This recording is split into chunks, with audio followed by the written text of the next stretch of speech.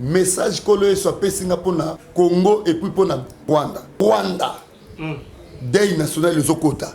Paul Kagame a kozala assassiné, éliminé. Et comment na drapeau ya Rwanda ezopé la moto. Et peli moto tant que comme noir après la moni makile sopani likolo ya ba sainte banini ba putula noir Rwanda. Le Seigneur me dit ceci. Makila o esopani ya ba congolais ngai nzambe na telemi na vengeance. Bien na moni photo Paul Kagame na croix nelongi. Le Seigneur me dit na atikali na tango moke à vivre. Tale veleme au salema.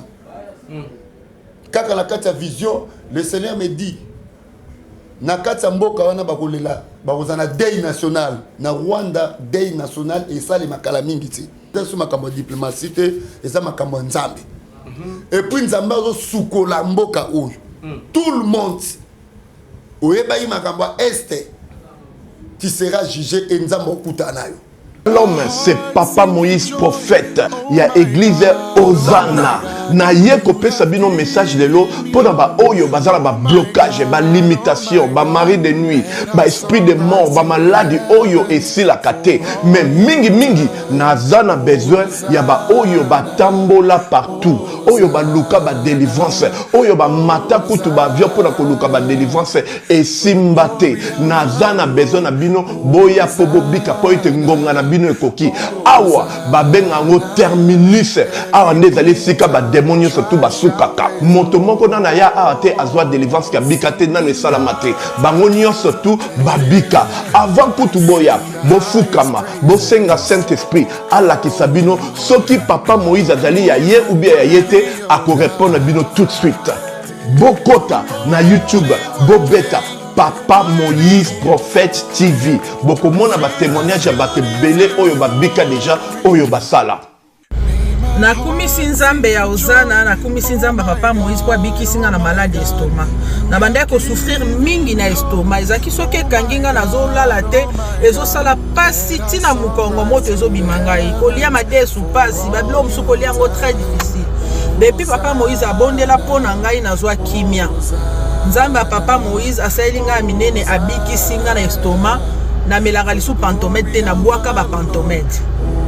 Merci Jésus, Nzamba Pambola Papa Moïse. Shalom, shalom, shalom peuple de Dieu.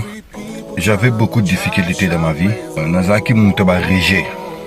Un peu partout là, où vous en contrat, où vous Moussala, après quelques temps, Kakaboué, Mkolo compagnon Yinio, Kabou, sans raison valable.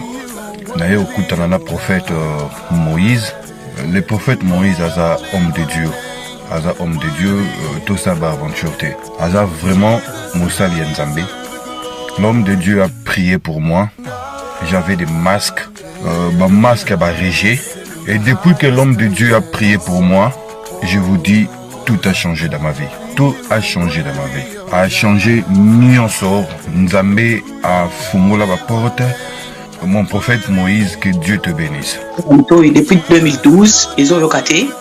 Bah docteur Baibisanga ekoko yokati ba kina ba deux rendez-vous dans l'hôpital ya minene Baibisanga ekoko yokati moyen pe ba sala opération pe ezati en tout cas ba na vanditi lelo na yoka kana ngai te na lito na nga bouche Mwana na yo komo na nani na yo ko lobi mwana na nga komo mwana na nga liboso komo na nani Marcel nazo na kangika lito yo kaka nazo kona oyo banda koyoka te ça veut dire que la yoki zombe ya ngai oh na pusi ku téléphone musika pour fait my god nazo zela bino nyonso tout dans moto puissante chez Docteur Cathy Munga. Comment na ngai sœur Cathy Munga nazali naturothérapeute nazali kosunga bandeko bazali na bokono ndenge na ndenge au moyen de plantes naturelles. Bandeko bazana ba problème ya ba hémorroïdes interne tout comme externe, infection urinaire, prostate, azoospermite, obota ezalité, rhumatisme, nerf sciatique, gouttes, règles douloureuses, glaucome, vision floue, moutoupasse intense, sinusite. Awa nazana kati ya laboratoire. Ande bisika na séchaka ba plante banzete bamakasa ya ndenge na ndenge depo na nga yango oyo esika nasalaka baformi na basolution na nga. Merci na équipe mobimba ya Maison chez Cathy, en particulier Joyce Bolaba. Shalom, shalom à vous les enfants de Dieu. Na pesibino mbote na kombo na Yesu, c'est bien moi votre frère, le pasteur Israël Nash. Je vous salue au nom de Jésus. Je suis précisément à Kinshasa. Naza responsable ya Ophelina, Jésus est mon papa. Na ye liboso na bino pour na représenter bino bana o bozomona na bilili pe ba difficulté tozanango.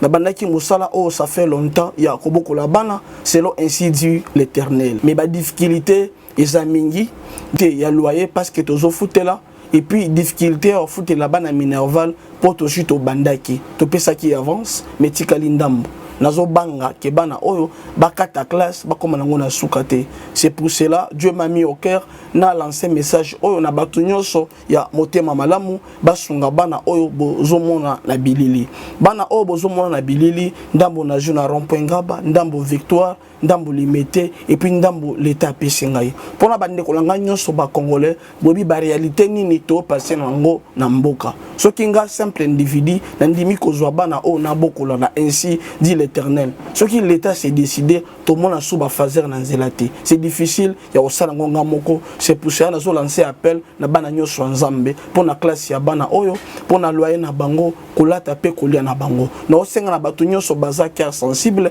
pe baza na motema kosunga ba sunga biso pe ba salisa biso toza na commune ya Kalamu quartier Kauka référence ya monene tokangami na université Kimbangiste avenue kombo nango eza Marin numéro 16 numéro de téléphone na biso pona bato balingi ba contacter biso pona ba détail mosusu eza plus 243 89 72 32.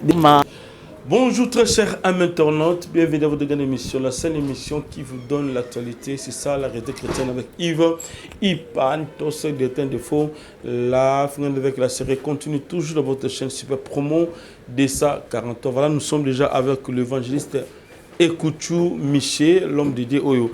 Il a toujours un message venant de Dieu et les autres ont un message nini pour l'Italie Congo, l'Italie peut passer dans Zambé, Yamoka Congo.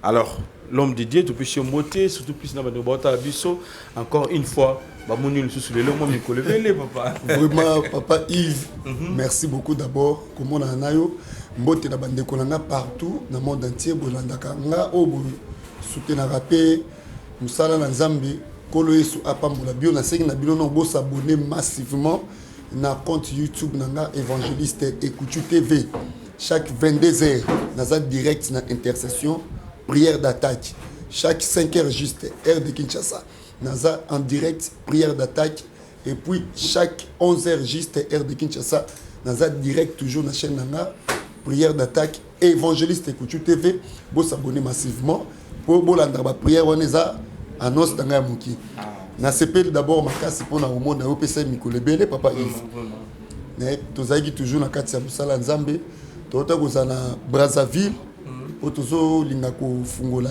deuxième paroisse na Brazzaville pour kuna pe bato belé babengaka nga alors nazalaki na invitation moko ya makasi nde nakendaki na Brazza kozonga ndo mona sali moi Nicolas Milaï tout mon aniti. En tout cas félicitations. On a commis un devoir il y a pas apôtre. Mais la Bible dit celui qui n'avance pas recule. La vie ceux qui osent quoi avancer ou reculer. Donc musalo to sala il faut avancement ezala. To kende liboso. To esika to komate na nzambe to koma. Et ça to chama kolote na nzambe to chama kolo. Netinga na parmi ba loi établie ou combattant vie nanga ou uta na famille. Il faut pas voyager. Mais aujourd'hui, passeport nango ezu visa à Brazzaville, na kati si Brazza en bonne uniforme na komi na beach na zu taxi na kena sali musala nzambe. Ça c'est o kindo ke lobaka na vie na briser yango yeso ebisinga ndenge ka ko fungo l'église na Brazza ndenge pe ezana ba pays muso atali singa na okende. Neti bana Afrique du Sud à partir le 5 juillet til le 10. Donc à partir déjà le 5 juillet, na kozana Johannesburg. Donc en Afrique du Sud, na Djobourg, oh nyonso ebi ke azana besoin kutananga garder numéro nanga. Soki na komika ka Djobourg à partir le 10 juillet, bana Nzambe oyo bakozana jobu tokutana bango pour la prière. Merci tout le monde pour la prière. Nous sommes pour que tout bande émission. Zambe pambole émission lelo na pambole bande kolon so bakolanda émission nazala li pamboli pour nabino au nom de Jésus-Christ na kwesi Paul Kagame au nom de Jésus-Christ na sopi makila yeso bomba basoda bazana este Nzambe pambola bande ko nyonso au bakolanda émission oyo de début jusqu'à la fin au nom de Jésus-Christ. Amen. Amen. Voilà, merci beaucoup l'homme de Dieu. Alors, tout le monde va chanter Utobima récemment. Il y a Banana Nzambe, il y a Bassain Nzambe, il y a Bayembi Nankolo, tel qu'il y a Papa Moïse. Nzemboyo. Et lobby si va te belé, ça va débat et ça va polémique à ma casse. Bah lobby ça moi qui est là. Ben yo zali évangéliste, vous allez monter ya Biblia, au yebi makomi. Olandi le mboyo, au kinini. Ils allaient comme moi qui l'a kati. Mais n'habité au moment les lots pas comme interpréter le renoncement sur Amabé.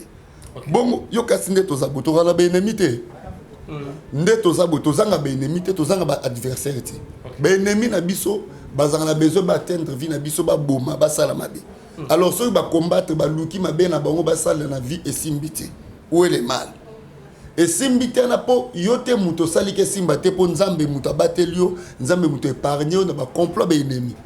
Et ça le quoi témoignage nga batela inga poison na année na début année où au lieu de na kufite pokolo so bikisinga cop na bango seni et simbiti et ça m'a bêté bon omoni mutu na mutu azana façon azulaka makamwanza omoni ko ba Moïse mbie ba kombo kenda na ba bêtise mingi ata bimise loko za nango bien image o ya pesa déjà na internet na monde ate loko asali ça bien ba interprétation vous a toujours amabi mais en réalité nzembo za nango bien en tout cas nzembo yemba nango bien ils appellent nzembo ba témoignage que ceux qui ba luka mabe mo na vino esimbité où est le mal tozana ba ndokyo ba luka biso butumo etongo poko à chaque fois ba luka biso ba poison ba attaque mi pepe tango ezo simba te poto na mutu mo azo batela biso Jésus-Christ de Nazareth. Mais rivalité ngo so renega c'est pas na bango ba saina nzambe bino na bino ba saina nzambe ba complicité na pona lo ba tous ces derniers temps beaucoup de serviteurs de Dieu ba comme ba homme charnel.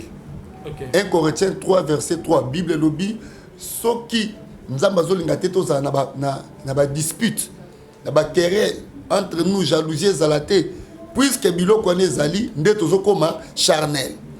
Un homme charnel aza muto a dirigé ka vine tantôt par sa propre volonté. Muto so dirigé vine par sa propre volonté, il fera tout ce que son cœur désire. O moté me kotinda sala o sala. O moté me kotinda e aloba akoloba. Yango ba benga ngo charnel. Balobi un homme charnel, il est dirigé tantôt par sa propre volonté, tantôt par l'esprit de Dieu. L'air mo a commis na makambo nzambe, l'air mo a commis na mutu. Donc yango zo mona batu ba ko localiser position ya ba serviteur de Dieu na taote parce que à cause ya ba makambo bazo bimiso bazo sala des autres disqualifiés ba. Mais ndeko mo toto son émission ya cela 3 jours passés aza Musakoli alors biso ki mboka Congo eza ko beba eza po basena nzambe bayina ba divinité étrangère bayina ba nzambe ya ba paya ba cotisation na Congo ba kisi ba magie des osa kelelo Rwanda et comment ko kende na biso nezo ki na biso boyina ba takebele ba osani ti ba do mener biso tandis que guerre na silité biso to bi malokola moi petit pays moko boy tandis que biso toza na force o ya ko kota ti na Rwanda wana to acheminer nyos to juna bango ba to na bango awa abi parce que basel na nzambe mboka Congo bazali na bakisi bakoti ba pesa mabe ndi nzambe atiki biso a laisser biso boy. Est-ce que vous appelez des raisons où lelo to mona ba Rwanda ba mosa na biso ba Congolais? Est-ce que papa Yves Pan utuna ki musala nzambe wana pe question te na époque Mobutu azaka na mboka ni faut que tourner question na 1990 ya zaka na mboko kaka ou bien za angolais ou bien za mboka moko aza étranger yamba tuna na guerre banda déjà kala sikoyo. Écoutez oyebi les Kamba Rwanda on a déjà un message il faut na transmettre peuple de Tchebaïba et nazo répondre dans pour na frère au lobby wana. Problème est ça boy. Rwanda eza pays auto mesurer ngona RDC en tout et pour tout. Ata muketi. Makamozo le kana est na biso eza nango auto zoloba surtout to ko ba profondeur awa et ça bien dit. Et ça vraiment bien dit. Mais à tout oyo eloko nyoso zaka ne bandeli mais zaka na suka la yango. Tango moni population ya Goma batelemi bakomi ko sala vengeance bango moko eza langage mobimba ya Nzambe pona mboko oyo. Ça dit beaucoup. Je ne peux pas décortiquer ça pour na un peu la réserve pour na vie nanga. Parce que mboka na biso batu ba comprendre ka toujours na sens contraire. Okolo balikambo eza vraiment na nzela bakoyi kozango ba reproduire ngo na manière na bango pour interpréter ngo na ndenge na bango. So monika population et comment telema et comment ça là ba partout na ba parcelle na ba hôtel ko luka ba sujet rwandais. Et ça déjà langage mobimba. Et ça mina bandale. Et salami ezoya ko longwa est et ko yati na capitale. Mboka na biso ezalaki déjà assiégé na ba Rwandais bandakala. Bato bayaki na ba Rwandais aweza musée les pays. Donc problème oyo source nango eza entrée à Fidèle. Bango nde bayela biso ba Rwandais soit disant libération ya Congo. Bayaka nango depuis le 17 même 1997 ba Rwandais ba kota na mboko oyo ti lelo balingo bimate oleba bimali ba ke kangama na est le quoi ba sonzo. Ce sont des choses réelles. Bango nde bayela biso batwana. Batwana ba Rwandais ba ndeko banga Congo, ko banga ba Zaïrois, l'époque ya Mobutu. Mobutu disait je vais annexer le Rwanda, l'Ouganda, le Burundi au Zaïre. Na 3 pays wana. Quand Mobutu disait ça, ba président na bango est bandé ko répondre. Bouchibé. Mobutu disait ça bitumbe ça ma na Congo Brazza. Obie kwei a na kin. Mobutu alobi na ko annexer Congo Brazza ko ma Zaïre. Est-ce que les Souba lobaka aloba il côté? Et ça déjà langage, tant mon peuple comme au téléma. Peuple téléma en 1998, le 2 août 1998, tout ça na Kinshasa a. Tant ba rebelle ba koyaka na parachute na Kinshasa na Suka. Tout ça na Kabila le père a. Est-ce que Minduki betaka population kaka ya Congo de ba bimaka ba soda na Minduki mais bazaki neutraliser. Yango ndezo sale masikoyo. Onction ya 1998, yango ndezo la musa ba peuple congolais. Bango et yango ndezo simba peuple batele manaton pour défendre mboka. Les prophètes là atika makambo basala nzambe. Pour l'époque wana basala nzambe pe basalaki. Bonso da dina bala. Tozanga basonika fu. Soka daki message nzambe mutayebisi. Message nzambe ebisi était à fonder pour fabriquer le kwana. À fabriquer parce que l'époque où il y avait toujours des serviteurs de Dieu. Bah on peut bazaka la kindo qui l'époque où on a bazalaki. Bah on peut bazaki na magie na époque où on a bazalaki. Les lots tellement le quoi mboke mokiliza ko évoluer la technologie internet yango mutunyo sa ko ya ko lo biloba lo même ici a vu ainsi dit l'éternel. Mais les lots tomoni pe sur ça fait que na un message disant ba pisa ki po na mboka Congo. Ba maman quelque part surtout plus diaspora ba télémé les sous. Concert Zobetama le 30 juin, il y a Bandeko ya Wenge, maman Batelemi, Naba Congolais, Moussoupe, tous en a bango à la ville qui chasse. Babi concert, il faut pas ébêter. Bandeko Sobadoku Fana Est. Est-ce qu'aux idées, il y a Bandeko ou annexé on a idée, il y a Bandeko ya concert. En tout cas, on a eu ça. Papa Yves. Ma camarade concert, on a net tant qu'un évangéliste. Ça n'a rien à voir dans Mboka. Il faut contribuer rien du tout. Concert à Wenge, ba vuzongana, ba panzana.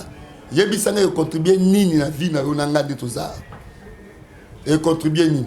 Bon après concert wana ba panzana ba bozonga nde bazaki biso. Ba ozonga kana ndenga ko panzana. Ça n'a rien à voir. Ba robeta concert na bango, mais ça n'a rien à voir, il contribuer rien à peuple congolais. Ils ont loisir, ils ont distraction. Réponse nanga pirement yango wana. Oza pour ba maman. Naza pour contre bango tenga pe na pesi opinion na tant qu'évangéliste. Na ko région de ba maman là tu sais, menga na lobi pe oyo vision na ngezo mona. Voilà, oyo vision ngezo mona. Alors pour na mboka Congo, nzamba lobi nini? Guerre Oumeli bandiko bakufi l'autre frondo ta la vidéo moko, j'étais un peu choqué. Ya komona ba bomi déjà quelques personnes ba tie bango déjà na libulu moko mosusu bato boma récemment batikali na ndeko mwasi tout ni esalenga mpasi makasi nasi madame nanga on était vraiment choqué komona makambo ezokendaka kaka boye bino basene nzambe mboka Kongo basakoli ya minene bozali bomibengaka des nations bazali awa ba archbishop ba bishop banani bazali mboko oyo tozokenda wapi bozolo ba nini pona este na biso bomoni nini nzambe alobi nini pona Congo. Merci beaucoup papa Yves. Na ute kozana ba prière mikolo to le kapo na mboka image wana oyo outi komona. OK. Ntango na mona kia na côté na prière. Nde nzambe zotalisa nga apesi nga dans verset biblique natalisa peuple de Dieu message kolo soit pesi nga pona Congo et puis pona Rwanda. Na kozwa verset biblique oyo na Jérémie chapitre 15 verset na yango 2. La Bible dit s'ils te disent où irons-nous, où irions-nous plutôt, tu leur répondras ainsi parle l'Éternel, à la mort ceux qui sont pour la mort, à l'épée ceux qui sont pour l'épée, à la famine ceux qui sont pour la famine, à la captivité ceux qui sont pour la captivité. Voilà. Nabandeli, Jérémie chapitre 15 verset 2. Et s'ils te disent où irons-nous, tu leur répondras ainsi parle l'Éternel, à la mort ceux qui sont pour la mort, à l'épée ceux qui sont pour l'épée, à la famine ceux qui sont pour la famine, à la captivité ceux qui sont pour la captivité. Na sambeli nzambe ta na moni image wana mikolo toleka na komona drapeau ya Rwanda ezopela moto epeli moto tango komi noir après na moni makile sopani likolo ya ba sainte banini ba putula noir wana. Le Seigneur me dit ceci, makila o esopani ya ba congolais ngai nzambe na telemi na vengeance. Na telemi na vengeance. Tala bien na moni photo Paul Kagame na croix nelongi. Le Seigneur me dit na atikali na tango moke à vivre. Tala veleme au salema. Kaka na kati ya vision, le Seigneur me dit na kati ya mboka wana bakolela bakozana deuil national na Rwanda, deuil national et salema kala mingi ti. Parce que moto o ya telemi komela makila ya bino ba congolais ngai nzambe naza ko éliminer. OK. Na Rwanda deuil national ezokota. Paul Kagame a kozala assassiné, éliminé par les Rwandais eux-mêmes. A kozala assassiné et puis batu bakokamo eloko wana. OK. Nzambe a eu décision ya kolongola Paul Kagame. Pour Nzambe ebisinga ayoki ba cri pe makila ya ba congolais et gangi makasi na mutu mutu moko. Ndeko pesa nga verset biblique on a Jérémie 15 à la mort pour ceux qui sont pour la mort. OK. En captivité pour ceux qui sont pour la captivité. OK. Et ça ba congolais o ba bazwa bango na captif ba kena na Rwanda. Ba nyokola bango pe ba boma ebeli. Ba comme esclave. Ebele ba kufi na mboko. Plus de 12 millions de morts. Na mitu ya Paul Kagame ya mutu moko. Nzamba ebisinga mutu wana zo za l'éliminer. Ngai na permettre na lungola ye. Po ba ki na bino e mati po na ngai. E mati na matoi na ngai. Wana na R nini message message yango na benga ki to sali rendez-vous pour na ko transmettre peuple de Dieu. Par rapport ya ba image pe na oti komona parce que e choka kinga image ko mona ki nga pe na mona ki yango. Et pour ça qu'il a vraiment prié pour nous. Paul Kagame 2025 et kokati. Autant à l'issue histoire na été. Nzambe moko ko sa charger na. Paul Kagame a okufa. Paul Kagame a tikela ba tamingiti.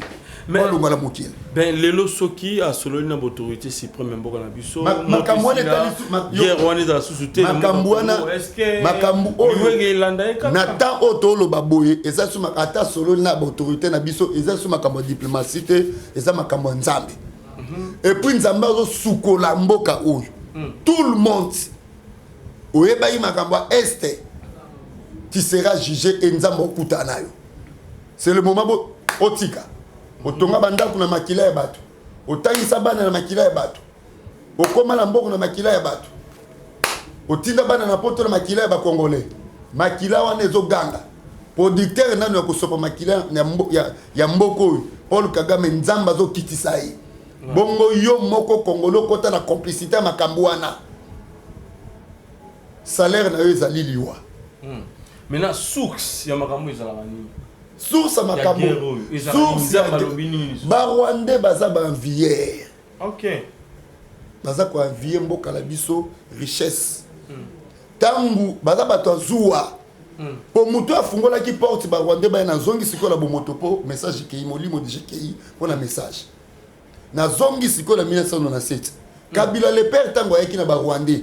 Makambu nini oye asolola kana bango contrat nini ba signa kana Kabila le père oya papa yango neza source ya makambo tilelo poto moyen na bango bakomi na Kinshasa oyi makambo Rwanda basaki na Kinshasa na banona 7 babotoli basa bato babotoli mituka bato biso papa na biso zaki militaire na époque Mobutu azaka na garde civile aka directeur de renseignement babotola biso Mercedes 230 et pas ba Rwandais mais oui ba sente ba fia bato belé a ba botisa ba jeune fia bato ba kimisa bana bato bandako na habité sozo bossa na papa Yves Ozaki na Kinshasa. Moi j'étais ici à Kinshasa na mona makambwana ba Rwandais makamba sali ba kome ba mona neti mboke komi ya bango bakadogo wana ba James Kabarebe ba Bizimakara ba nani Rubero ba zebele ba kombwana ba wana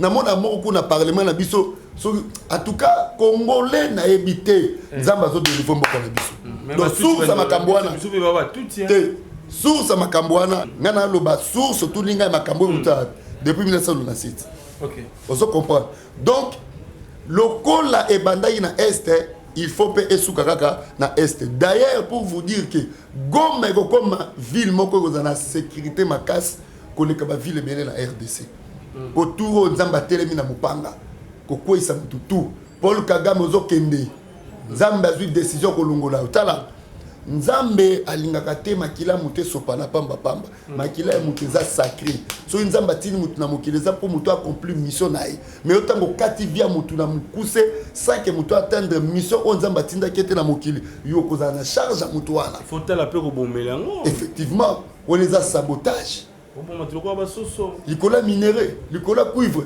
likola diamant likola nini colbert nini gaz biloko wana tout eza ya biso moko lipamboli na biso ba congolais kotikala ya ba congolais voilà tout le monde tout même lac na biso ezala ba poisson ebele lac na biso na ba poisson ebele to la moki na tongo boye l'autre fois ba poisson ni so ba kuvi ba kile bonso ba kizini ba poisson ba kuvi ba kuve nini lac le plus poissonné na bidé ebe misu ba kobima kaka eza jalousie o eza la ngambu ya ba paya wana ba Rwanda.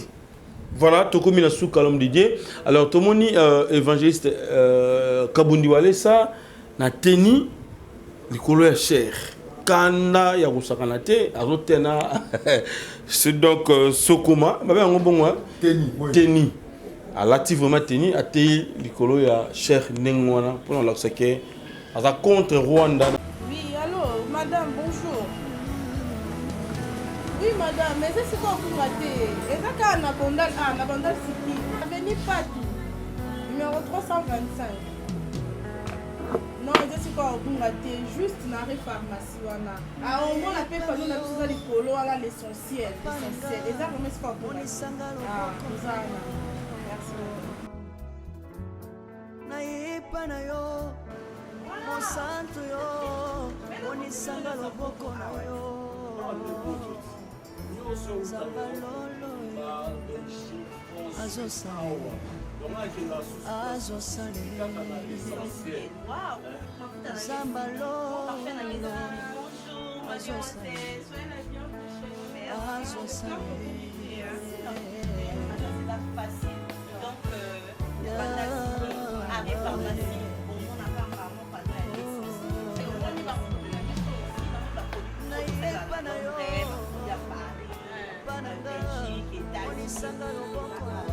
Vraiment, adresse à l'essentiel pour mon nuance. Nous avons tout spaghetti, nous avons loso, nous avons pampex, nous avons jus, nous avons sol. Donc il y a Nengue à Paris, Belgique, London. Moi, on a beaucoup de nuance à Anaki. Tout à fait, le numéro de la mission à téléphone 097 83 43 746. Quel stock! Vraiment! Cliente, satisfaite! Merci! Bye! Thank you!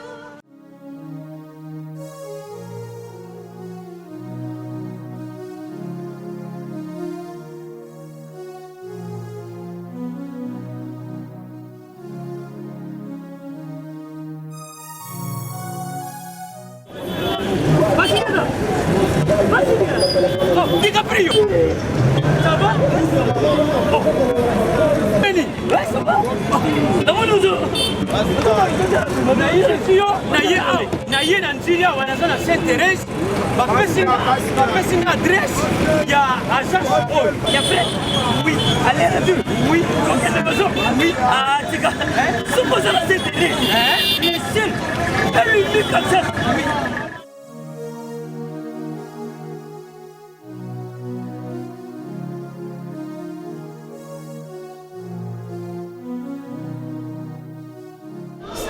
Sainte-Thérèse. Oui, ce commis Sainte-Thérèse.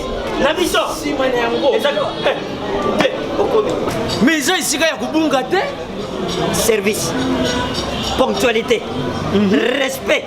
Et puis, bango, balou rapide. Oh, 40 jours. Mais quand 45 jours, il va payer ça qui wana. Et puis, quand il était mbala moko kwa bengi ngai. Aza mundeli? Non. Yes, je vais service. Pour ce monde.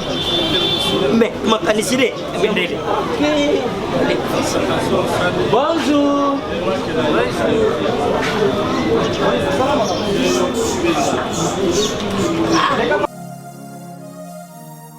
Papa Sylvia, DiCaprio, Papa Sylvia, DiCaprio, Omonio, eh, la JB service.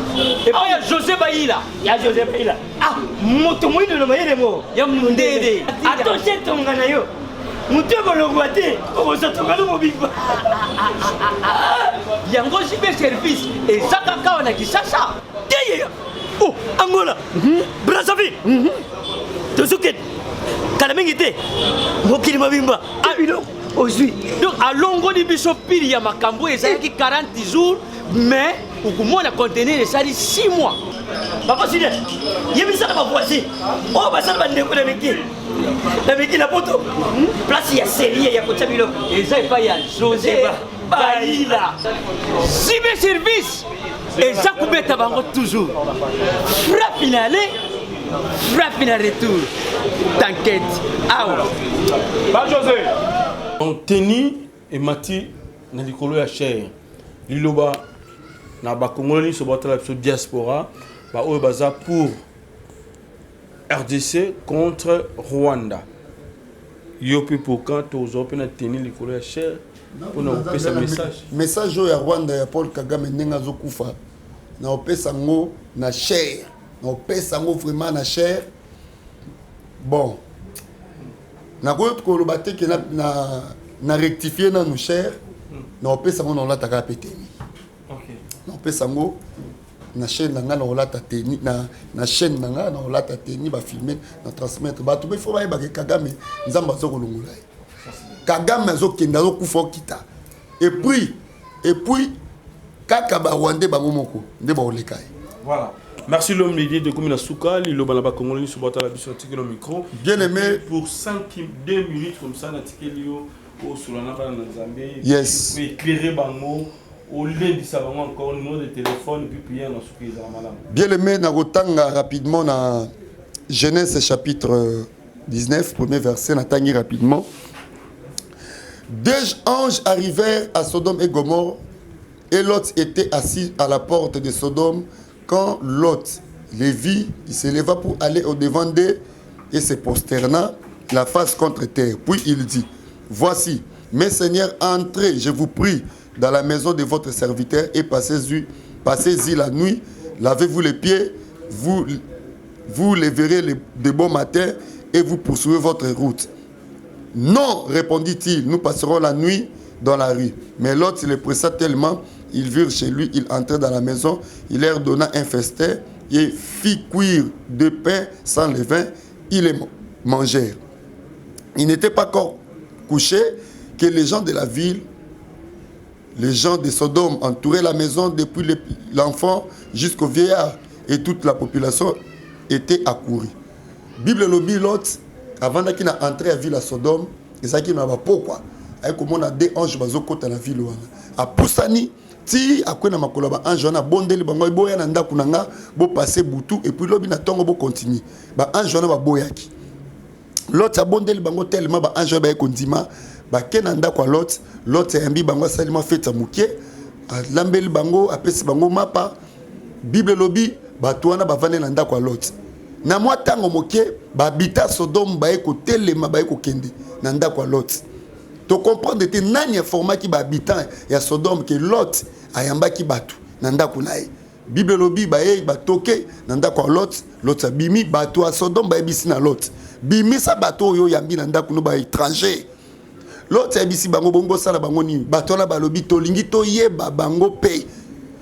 Bien aimé na fungol parenthèse muke. Na vie na faut keba à chaque fois so nzambe apambolio ndenge nini bato ba yebaka. Ndenge ni bato balinga ba yeba o nzambe apesi yo. O tozo benga espoir contrôle ya sorcellerie. Bible lobi Lot abandi ko discuter na ba habitant ya Sodome. Bazala ki ebele bana miketi nkolo ndenge Bible lobaki. Tellement bato ba pressa ki Lot mingi. Lot atali intérêt na ye. Ndenge yambaki bato na ndako na ye. Lot ayeko changer makanisi. Kindoki eko bima. Lot ayeko loba na ba habitant ya Sodome. Tozo sala kasiboy. Ndenge naza awa na bota bana mibale ya basi baza ba vierge. Batikala koyeba mibali te. Na préféré na pesa bino bana wana mibale bo sala na bango nyonso bolingi mais botika bato yo kimia na ndako nanga. Voilà maintenant Lot a sacrifié bana ne ya basi mibale pona intérêt na ye. Bible lobi bana na basi bayebaka mibali te ba vivre na Sodome na mboka ya mabe na mboka ya impudicité za permis bano ba garda ki virginité na bango mais e ko koma na suka papa na bango andimi ko sacrifier bana likolo intérêt na ye. Yango nazo bonde la pona batu ebele bobimi na ba famille oyo ba papa na bino à cause ya intérêt na ye, à cause ya poste na ya musala, à cause ya misala na, à cause ya commerce na ye, à cause ya affectation na ye, à cause ya poste, à cause ya ba puissance na ye andima ko sacrifier bino na kindoki na ye à cause intérêt na ye. Makambo eso le kalama bote ebele. Oh, yo lelo koli obimi na famille o papa zaki ndokaka mto misala mabe sokozo luka o sala lo musala ezate o tangi classe o ba diplôme mais musala ezate peut-être ba sacrifier ngo déjà ebele papa zalaka chef coutumier azaka pêcheur azaka nganga azaka chasseur likolo ya chasse likolo ya pêche likolo ya misala na ye a sacrifier betola bana a sacrifier kobala ya bana a sacrifier ba mabala a sacrifier ba mbongo a sacrifier ba avenir ya bana likolo intérêt na ye. Bien aimé dans le Seigneur et loko nzamba zo tali sangai batu ebele ba vina bango comme sacrifier na ba première maison. Pour Bible lobi na Matthieu chapitre 10 verset 36 enemia muto liboso ezali kaka muto bozale na ndako moko. Jésus-Christ aye koloba na Luc chapitre 9 verset 45 tina 56 alobi nga na ekopé sa séparation entre papa na mwana na mobali, entre mama na mwana na mwasi. Cela montre que na maboto to bimeli lelo so ki ndoki ezali papa no zandoki aza muto misala mabe so ki yo mwana oyebi nzambe yeba ki ata meki kolekisa yo na butu akozote parce que en toi tu as Jésus-Christ. Mais tala Lot papa ya ndoki andimi pour l'intérêt na a sacrifier bana. Mais tu as la Genèse, chapitre 14, verset 21, na komi na souka, pour vous comprendre. Genèse 14, verset 21, roi ya Sodome, aye ko benga Abraham albiyaka. Pesanga batu nazana besoin batu. Ngana commission na pesa richesse. Abraham alobi na roi ya Sodome, ngana opeso batu te. Na tomo maboko na nga likolo, na kozwa mbongo na ote richesse na ote de père ko lo balobi yo muto enrichir nga. Bien le mettre Nathalie Sibino ba papa o mibale. Papa Lot na papa Abraham. Papa Abraham ba proposa ki mbongo pa roi ya Sodome, a proposa ki a pese richesse. Na retour Abraham a pese batu, Abraham a boyaki. Mais l'autre tout le monde lui connaît intérêt ya intérêt naé andimi ko sacrifier bana naé pour intérêt naé. Bien le mettre dans le Seigneur. Et là on y va sacrifier la vie na kobota misala ba sacrifier nini. Oh ya yo zaki intérêt kolo ça pesa le lozo monate au coli. Mais là comme alongezo bimate na vie na yo peut-être on a déjà sacrifié. Na obon de la pona yo numéro langez affiché plus 243 9 98 99 36 59. Et ça numéro dans WhatsApp plus 243 9 98 99 36 59. Compte YouTube Langezali évangéliste Écoute TV. Ce que tapez à YouTube, remonte la photo nanga, abonnez-vous massivement pour chaque 22h heure de Kinshasa, 1 heure du temps intercession et moto ngamoro na memaka yango. Chaque 5 heures juste heure de Kinshasa, 1 heure du temps intercession moto ngamoro memango. Et puis chaque 11 heures juste heure de Kinshasa, 1 heure du temps intercession ngamoro memango. Au beau s'abonner massivement na compte nanga évangéliste Écoute TV. Évangéliste Écoute TV, au s'abonner, au activer notre cloche notification, pourtant que tu lancer direct intercession et bimelon la téléphone au sein de la biselongo. Tika kole sapa mbula bino, merci beaucoup na bino ba se disposa qui pour na kolanda biso. Je crois que na komi na suka ndeko na no yambi Jésus Christ était au tika la koyambete répéter simananga. Seigneur Jésus Christ. Na fungo le motema nanga. Naembi olokwa mokonzi pe mobikisi limbisa mabenanga koma kombo langa na livre de vie libela na libela na komba Jésus Christ amen. Kolo Yesu apambola bino prochainement. Bye bye.